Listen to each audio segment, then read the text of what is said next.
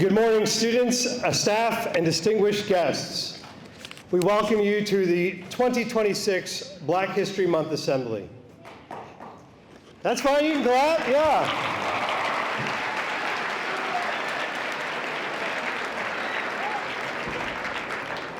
Today is not just another school event or assembly.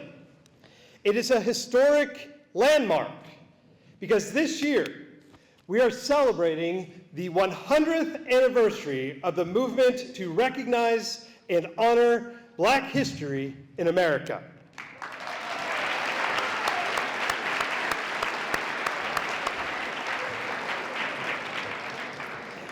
To help us understand how far we've come, I wanted to share a few did you know facts that highlight why we are gathered here this morning. Did you know Black History Month started as a single week? Exactly 100 years ago in 1926, a brilliant historian named Dr. Carter G. Woodson established Negro History Week. He believed that if people's history is hidden, their future is limited. It took 50 more years of advocacy before it was officially expanded into the full month in 1976.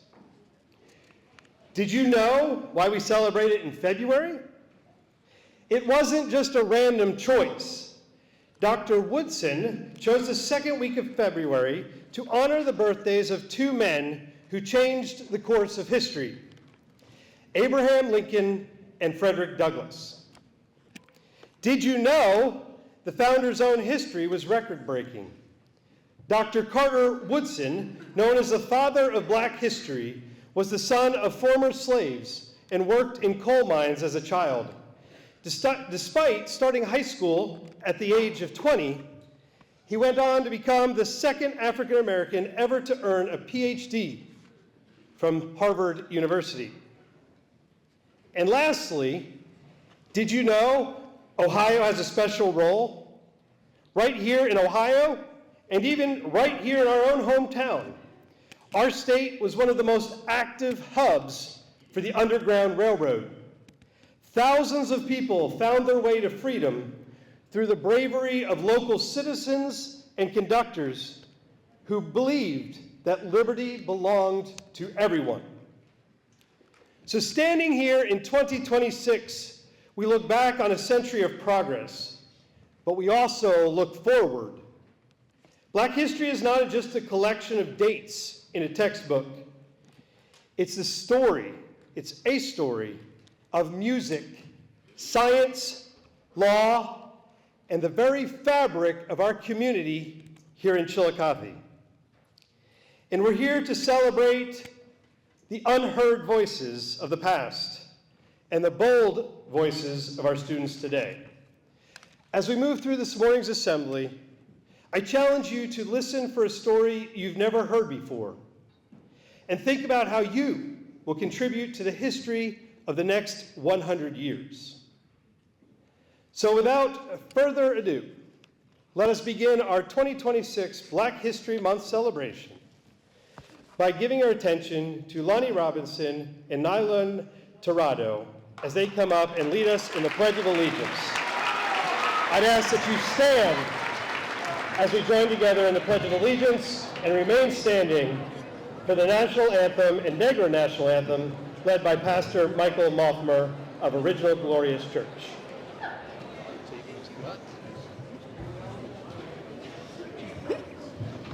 I pledge allegiance to the flag of the United States of America and to the republic for which it stands, one nation, under God, indivisible, with liberty and justice for all.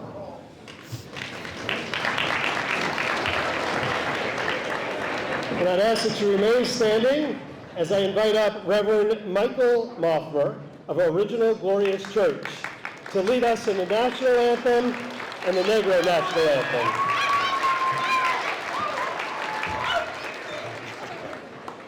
Oh, say, can you see by the dawn's early light what so proudly we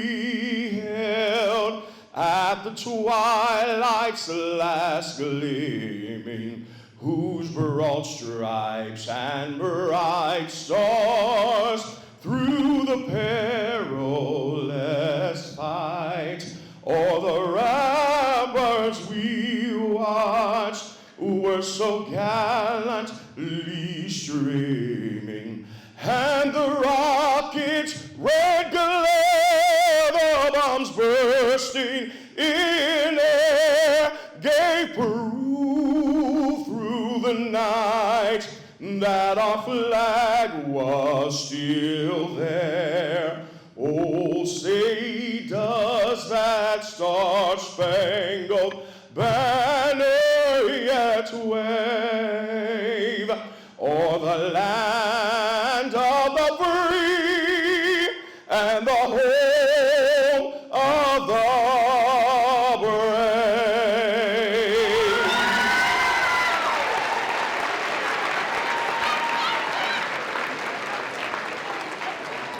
Those little girls go to my church, that's why they acting like that.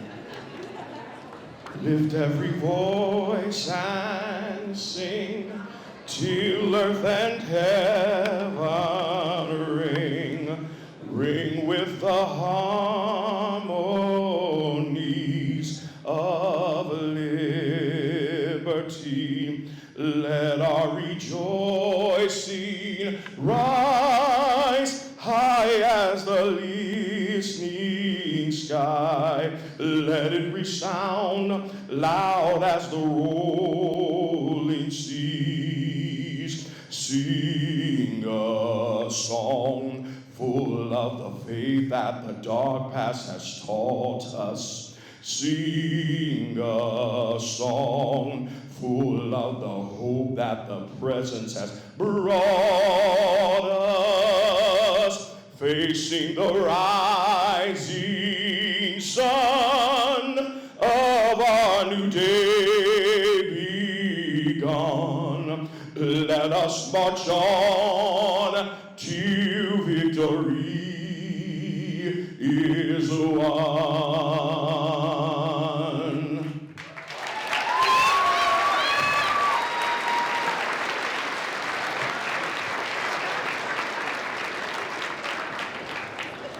You may be seated. Thank you, Pastor Moffmer.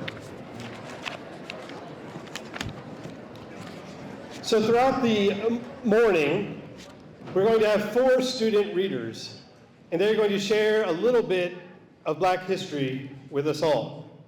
So I'd like to invite to the podium Navi reader for presentation number 1, Centennial Recognition.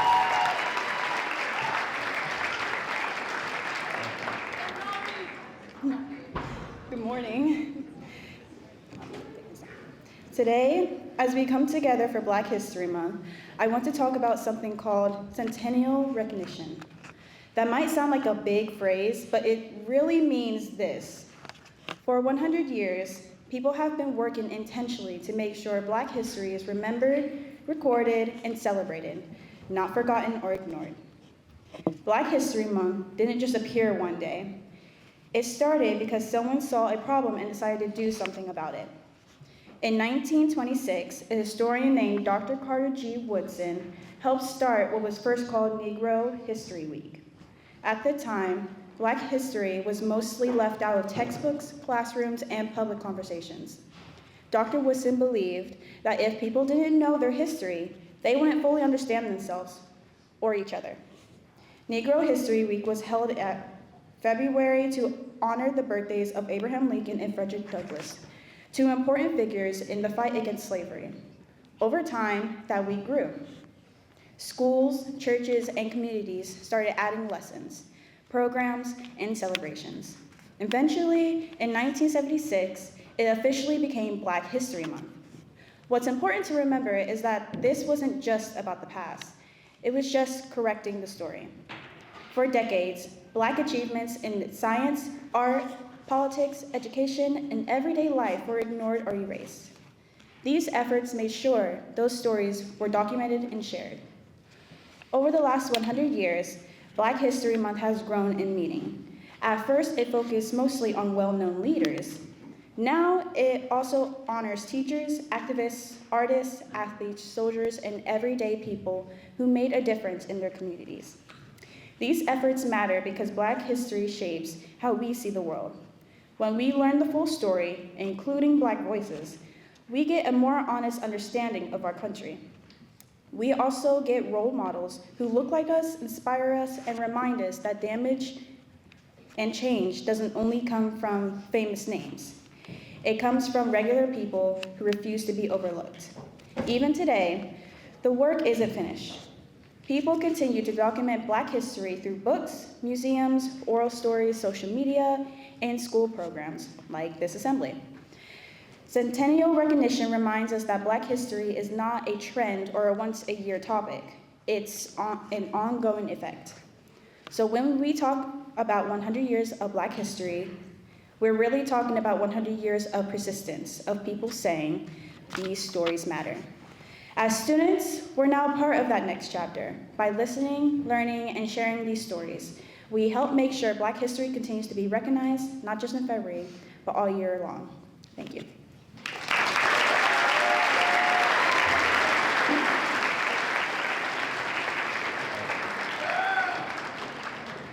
As the choir makes their way to the front, the piece you're about to hear is entitled, "Until I Reach My Home." It's a traditional African-American spiritual arranged by Brandon A. Boyd. Spirituals were created by enslaved Black people as a way to express faith, hope, and strength during times of hardship. In this song, the word home represents more than just a physical space. It symbolizes freedom, peace, and rest after struggle. As you listen, we invite you to reflect on the resilience and the perseverance that continue to shape Black history and culture today.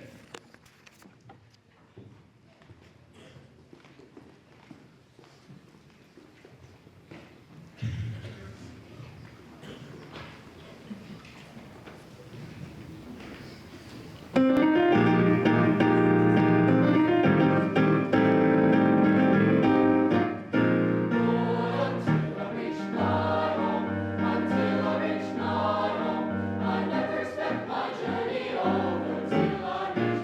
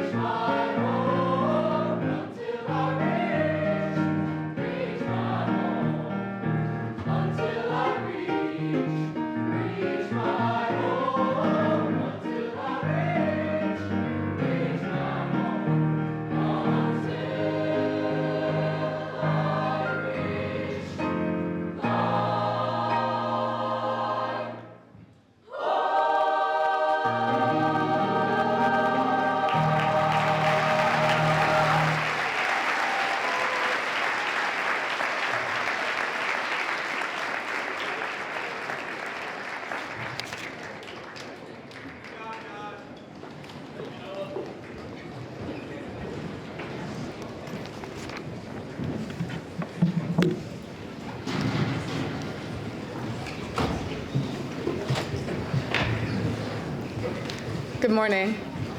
My name is Sienna Evans, and I am a senior here. And today, for Black History Month, I want to talk about something that affects all of us, how history is told. Thank you. Not just what we learn, but what gets left out. There's a theme I'm focusing on, is preservation and accuracy, which means making sure Black history is told honestly, completely, and without being erased or watered down. History is not about dates or facts. It's about real people, real struggles, and real progress. For a long time, Black history was either ignored or simplified in schools. Important stories about slavery, segregation, resistance, and achievement were often skipped or only briefly mentioned.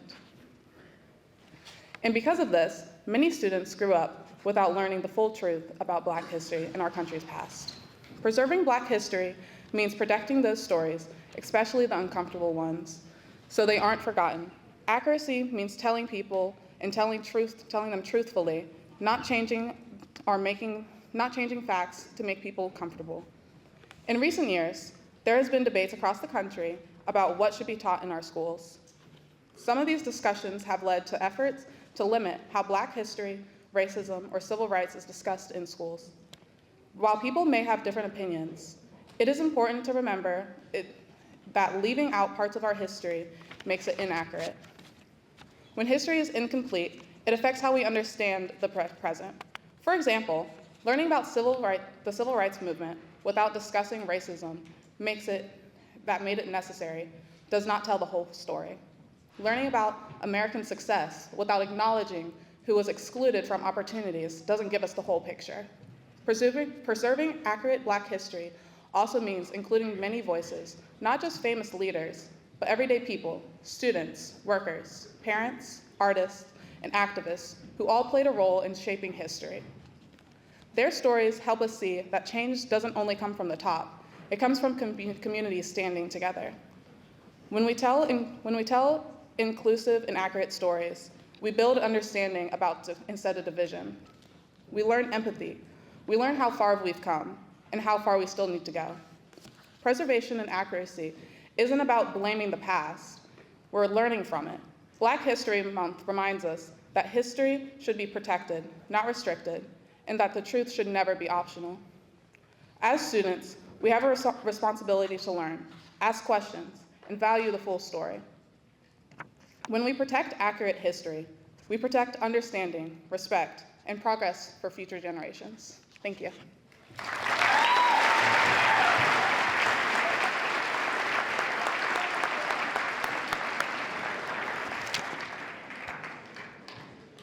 Today, we're honored to welcome a very familiar face back to the halls of Chillicothe High School, Ms. Alicia Gray. She served our district for years as a dedicated substitute and later as a full-time Spanish teacher. But her impact reaches far beyond the classroom. With many years' experience spanning state government, including leadership roles in the Ohio Attorney General's office and the corporate world, Ms. Gray has also been a champion for education and social services. And most recently, in her retirement, she has dedicated her talents to the Ross County Historical Society as an archivist. She led the powerful Unheard Voices Project, ensuring that the history of African American men and women in Ross County is finally brought to light. Please join me in welcoming a mother, grandmother, educator, friend, and historian, Ms. Gray.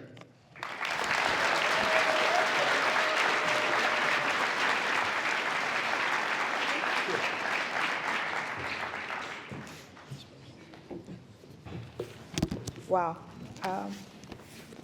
Where did you get all of that?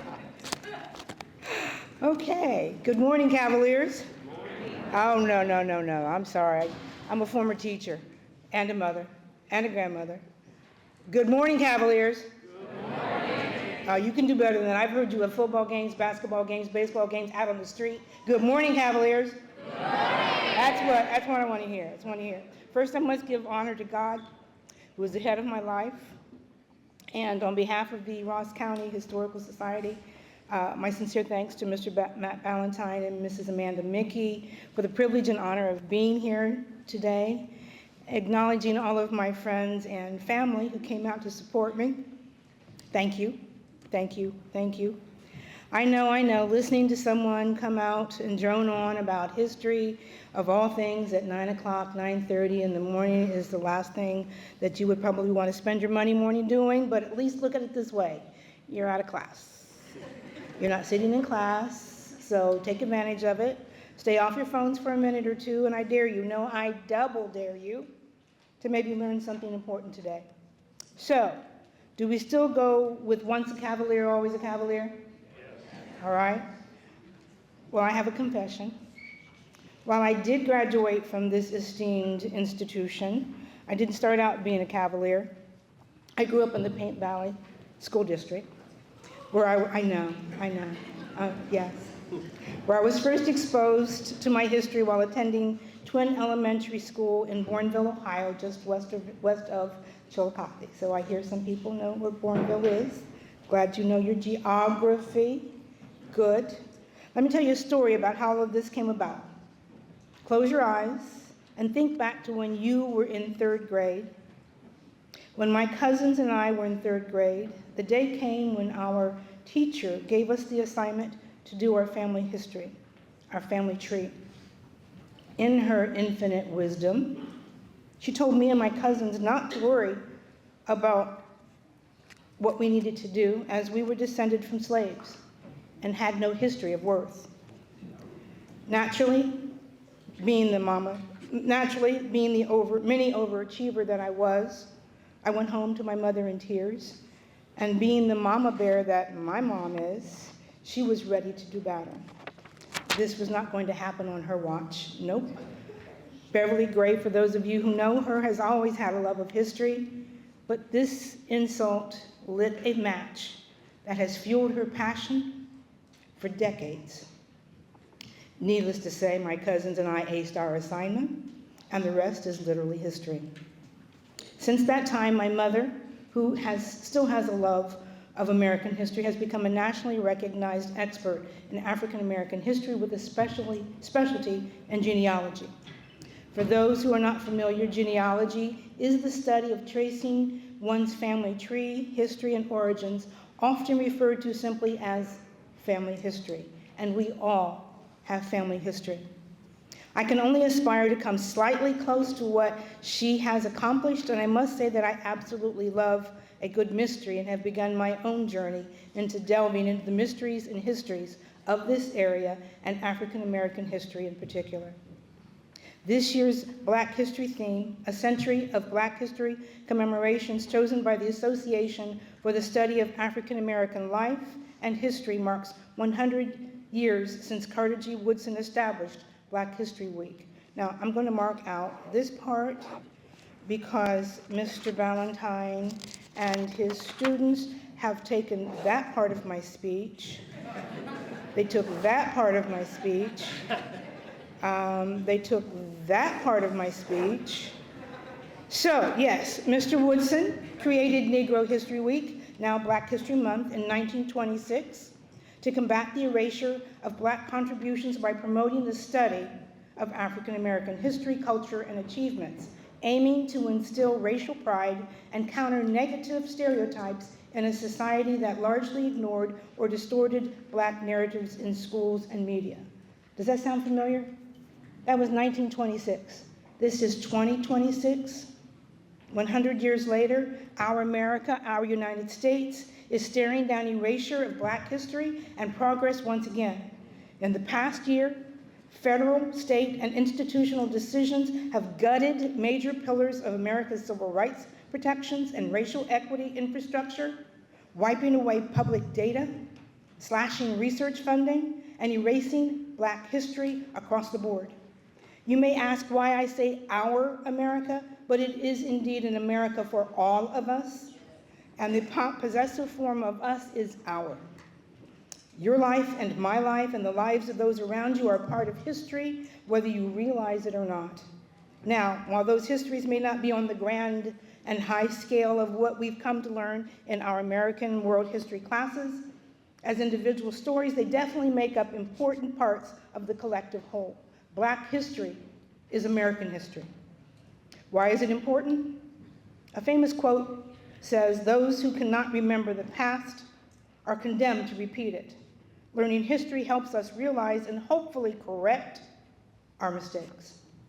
Most of you have heard the name Reverend Dr. Martin Luther King Jr., but how many have heard of Medgar Evers? Have you read about him in your textbooks? Probably not. Maybe you've heard of the movie Ghosts of Mississippi. The story of Evers, who was Mississippi's first NAACP field secretary.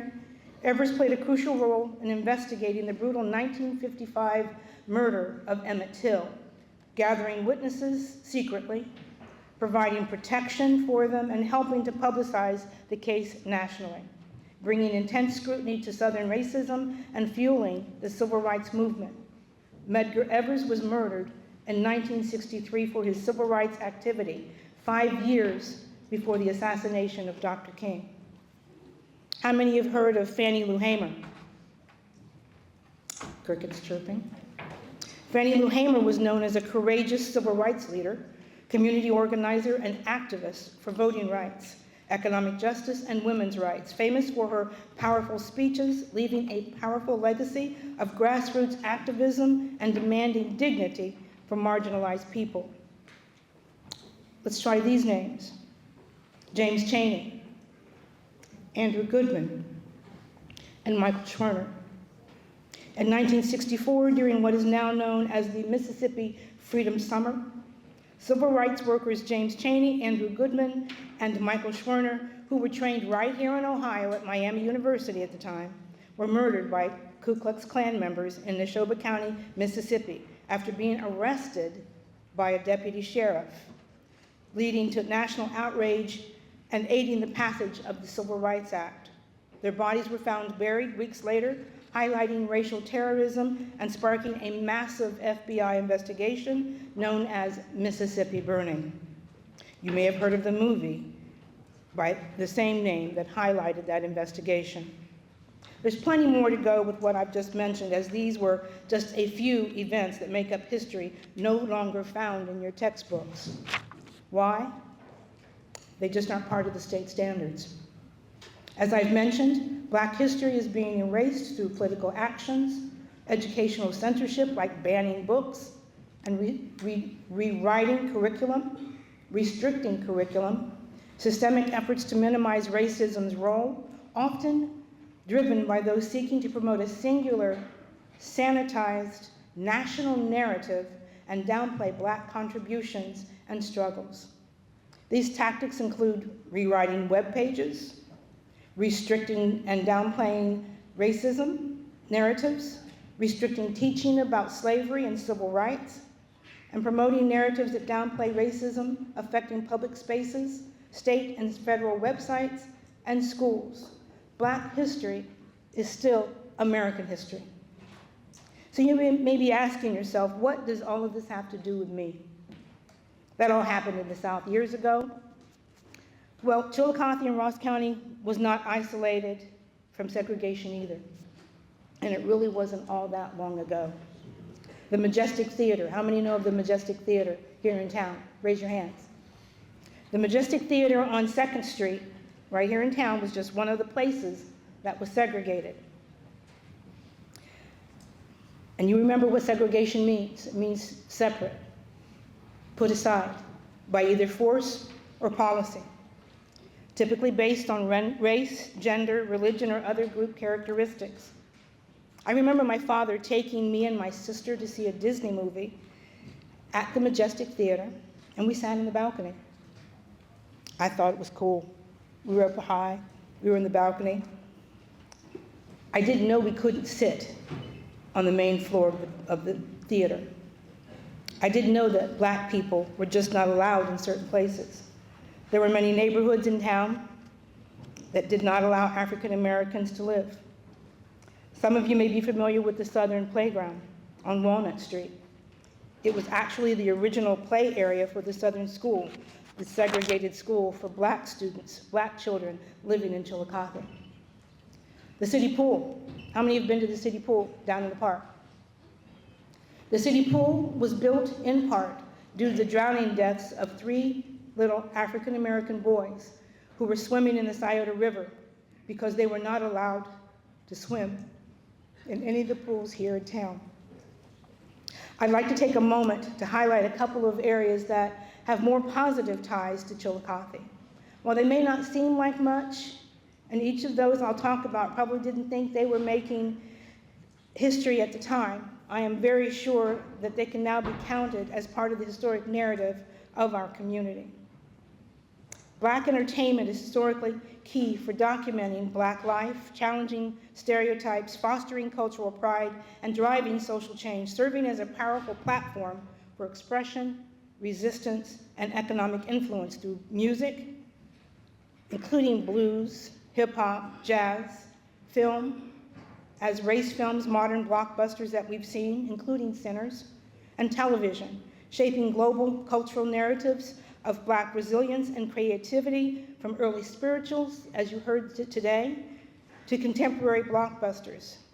I know very few of you, except those of you of a certain age, know who Nancy Wilson is or was, but you may have seen her name on one of the streets in town. She was a very well-known Grammy-winning singer born right here in Chillicothe.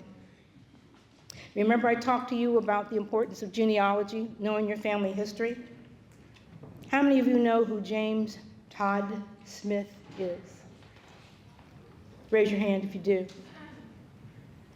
So if I called him LL Cool J, would you know who he is? He has ties to Chillicothe, as some of his family from long ago settled here. I'm fairly certain that his ancestors had absolutely no idea that one day one of their own would be so famous. What could be your history? Moving on, Black sports. Black sports in history is crucial for breaking racial barriers, driving social integration in America, and serving as a platform for civil rights activism, with athletes like Jackie Robinson, Muhammad Ali, Tommy Smith, and John Carlos, using their talent and visibility to challenge segregation, fight inequality, and inspire movements for Black pride and justice, fundamentally changing both sports and society. How about a local sports hero? For those of you who've been here for a little while, you may have heard him last year. We have to include Chillicothe native Garen Veras, former professional football player who was a defensive end in the NFL, primarily for the New England Patriots. Let's have a moment of silence for the New England Patriots. Okay, enough. Shout out to Conejo Malo. I distinctly remember when Garen played in Super Bowl 20 back in 1986. Yes, the dark ages.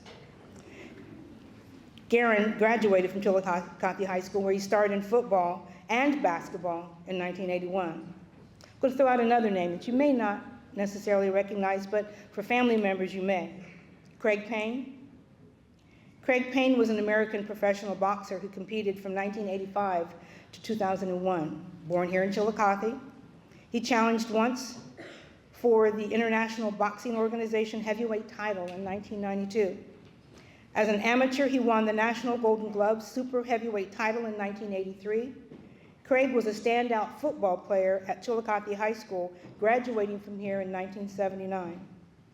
Payne won a gold medal at the 1982 National Sports Festival, followed by the National Golden Gloves title in 1983, where he fought an unknown boxer by the name of Mike Tyson. Came from Chillicothe. Bear with me for just a bit more of Black history for Chillicothe. Here are a few more African American sons and daughters of Chillicothe and Ross County. John Mercer Langston. He was the great uncle of renowned Harlem Renaissance poet Langston Hughes. He was a pioneering abolitionist, lawyer, and the first Black U.S. congressman elected from the state of Virginia. Joseph Carter Corbin, born here in Chillicothe, the son of enslaved persons from Richmond, Virginia. He earned his Bachelor of Arts degree, becoming the second African American to graduate from Ohio University in Athens. Corbin served as the Arkansas State Superintendent of Public Instruction during the Reconstruction era and was the founder and president of what is now the University of Arkansas at Pine Bluff, the first African American public institution of higher education in Arkansas. born here in Chillicothe. Dr. Emma Reynolds, an African-American teacher who had a desire to address the health needs of her community. She was refused entrance to nurses training school because of racism. She influenced the creation of Providence Hospital in Chicago and was one of its first 4 nursing graduates. Continuing her education, Reynolds became a medical doctor, serving at various posts across the nation before coming back to Ohio and this community and continuing her practice here. David Nickens, the first Black ordained minister in Ohio who founded the First Baptist Church and was very active in the Underground Railroad. Robert Tiny Williams, jockey, who rode in 6 Kentucky Derbies. His wins include the 1891 Travers Stakes at Saratoga in New York, the 1892 American Derby at Washington Park, and the 1898 Queen's Plate in Ontario, Canada. Carrie Williams Clifford, author, educator, activist in the women's rights and civil rights movement in the United States, who participated in the Niagara movement. And she counted W.E.B. Du Bois in her circle of friends, born here in Chillicothe. So why Black history? Because Black history is our history. It is American history. I titled this speech today, Beyond the Textbook, Unveiling Black History, because I wanted to highlight just a few areas that I know are no longer part of the regular curriculum. But Black history is still critically important to understanding world and American history because it reveals the indispensable contributions, struggles, and resilience of African American people, shaping global culture, politics, and social justice movements, while fostering national identity, promoting unity, and I said promoting unity, not tearing it down, challenging inaccuracies, and inspiring future progress by highlighting achievements and the ongoing fight for equality. It's vital for a complete narrative, a complete American narrative, offering lessons in courage, diversity, and the continuous fight for human rights that benefit everyone, not just Black communities. I dared you earlier, and now I challenge you. Did you learn anything today? What is one thing that you can take away from anything that you have seen or heard today? What can you do to positively impact history of your time and space? Thank you for your listening ear and open heart.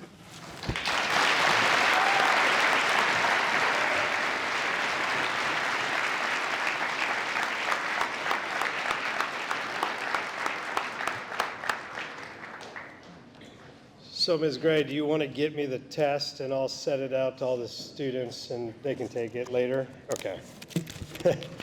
Once an educator, always an educator. Thank you, Ms. Gray, for your inspiring words this morning.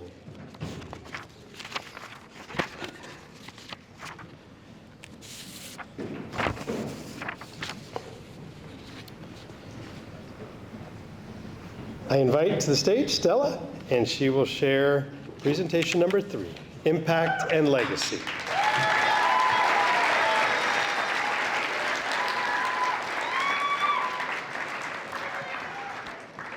Good morning, my name is Stella Ngale, and I am a junior. Today, as part of Black History Month, I want to talk about impact and legacy, specifically how over 100 years of honoring Black history has shaped identity, pride, and the ongoing fight for equality. Black History Month isn't just about learning what happened in the past. It's about understanding how remembering that past continues to influence lives today. For more than a century, Black history commemorations have helped people see themselves reflected in the story of America. Before these efforts, many Black Americans rarely saw their achievements recognized in schools, books, or media. That absence sent a message, one that said that their contributions didn't matter. By intentionally teaching and celebrating Black history, that message begins to change. Learning about leaders like Harriet Tubman, Martin Luther King Jr., Rosa Parks, and Malcolm X helped create pride and confidence, especially for young Black students. But just as important were the stories of artists, inventors, educators, soldiers, athletes, and everyday people whose names may not always be in textbooks. These commemorations helped shape identity. They reminded Black communities that their history is one of strength, creativity, resistance, and resilience, not just struggle. Knowing where you come from can change how you see yourself and what you believe is possible. Over time, Black History Month also became a space for reflection and action. It didn't just celebrate success, it highlighted ongoing inequality. Each year, discussions about voting rights, education, policing, healthcare, and economic opportunity connected the past to the present. That connection is powerful. When we see the progress made through the civil rights movement, we also understand that the fight for equality didn't end there. Centennial commemorations show us that change takes time, persistence, and community. The legacy of these efforts goes beyond February. Black history celebrations have influenced school curriculums, museums, music, literature, and public conversations. They helped open doors for more inclusive storytelling and encourage people of all backgrounds to better understand one another.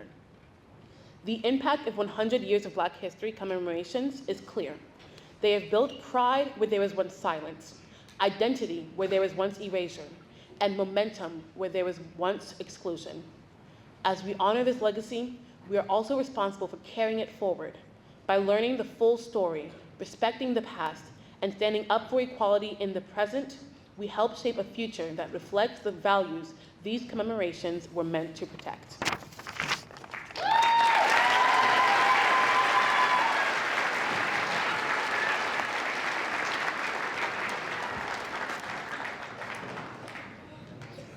Now we have a special presentation from the original Glorious Church Praise and Worship Group, Kingdom Daughters, made up of 7th grader Nariah Burke, freshman Jamaria Harris, and junior Navi Reeder. Under the direction of Mrs. Billy Barnes and Pastor Michael Moffmer, they will perform Stand Up.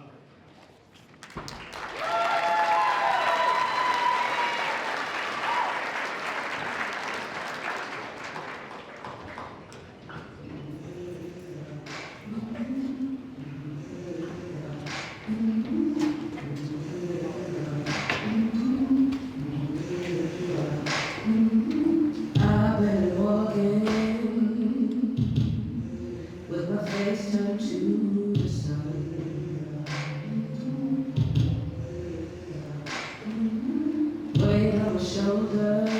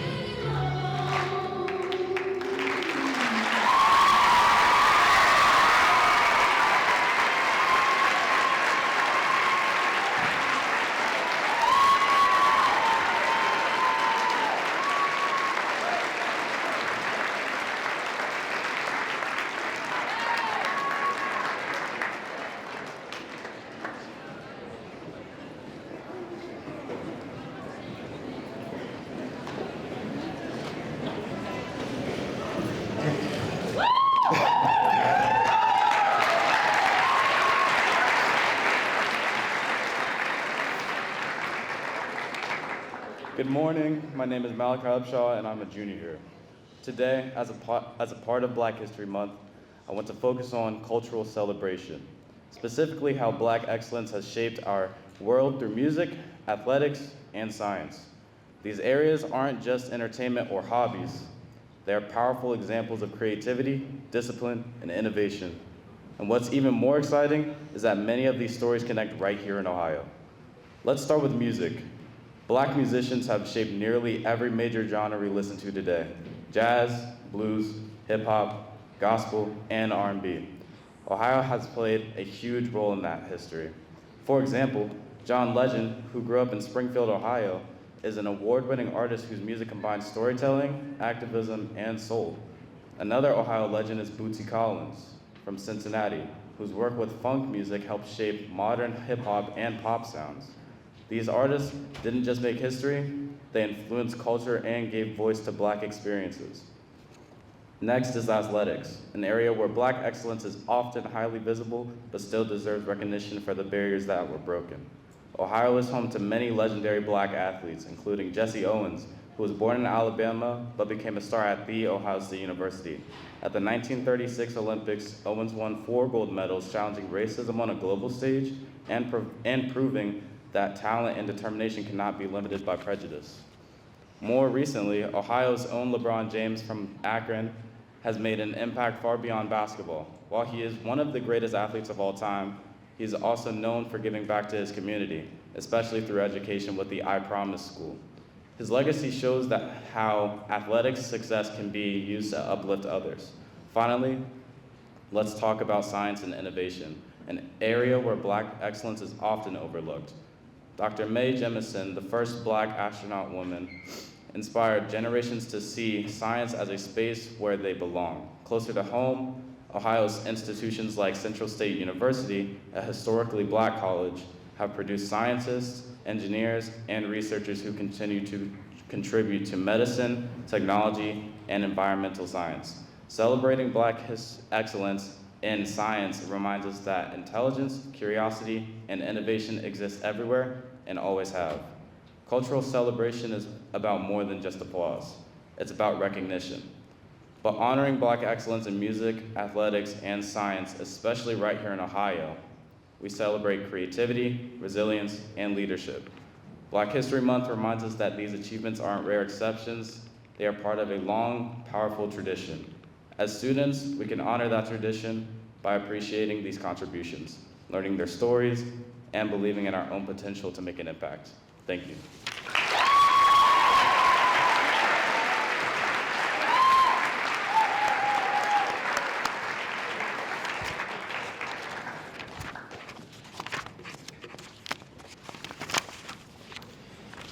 As we bring this morning's assembly to a close, I'd like to extend a heartfelt thank you once more to our guest speaker, Ms. Gray. We appreciate you being here.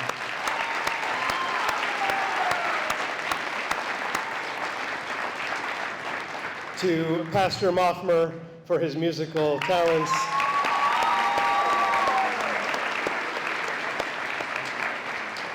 To all of our students who have participated in this morning's assembly, we thank you.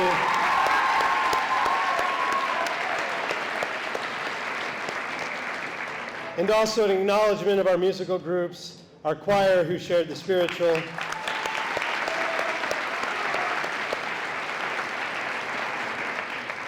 under the direction of Mr. Stasko, and our orchestra under the direction of Mrs. Preston as they played music upon our entrance.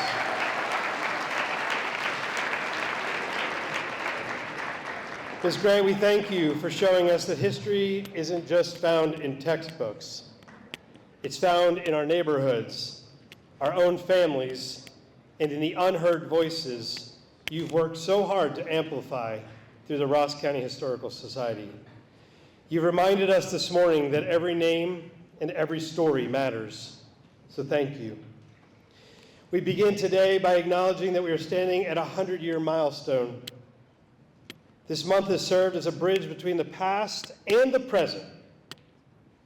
But a bridge is only useful if we actually cross it.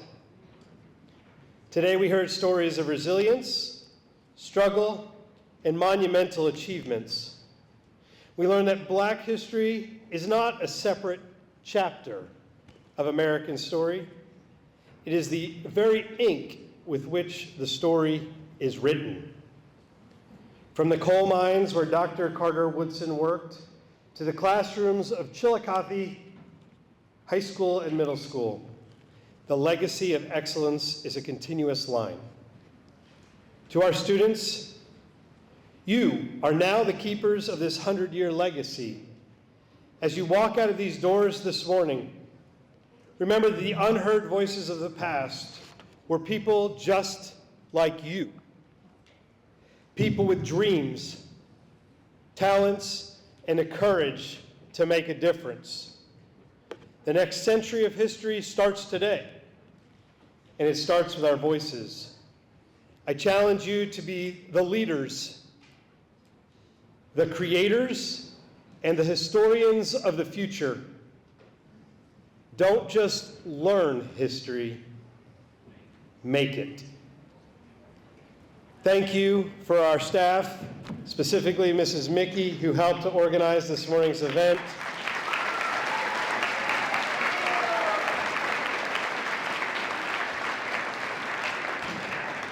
And thank you, students, for your respectful attention as we heard the stories this morning.